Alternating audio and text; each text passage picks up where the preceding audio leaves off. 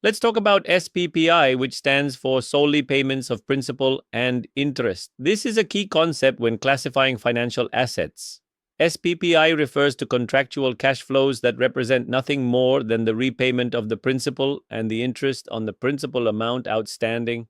It's a way to determine whether a financial asset fits into a basic lending arrangement. Now, to classify a financial asset under SPPI, you need to evaluate its contractual cash flow characteristics. This happens when the financial asset is part of a business model that aims to either 1. Hold the asset to collect its contractual cash flows, or 2. Achieve both collecting cash flows and selling financial assets.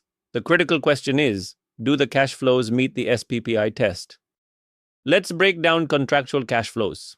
In a basic lending arrangement, the most significant elements of interest include the time value of money and credit risk, but it doesn't stop there.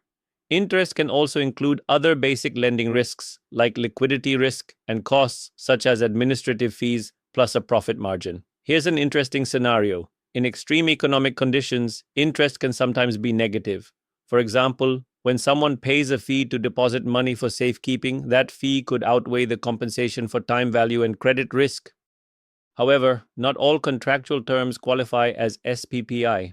If the cash flows involve risks or volatility unrelated to a basic lending arrangement, such as changes tied to equity prices or commodity prices, those cash flows don't meet the SPPI criteria. What's important is that SPPI applies to financial assets regardless of their legal form. Whether it's a loan or another type of asset, as long as it fits into the concept of a basic lending arrangement, it can pass the SPPI test. SPPI helps ensure that financial assets are classified correctly, reflecting their true economic purpose. Thanks for watching.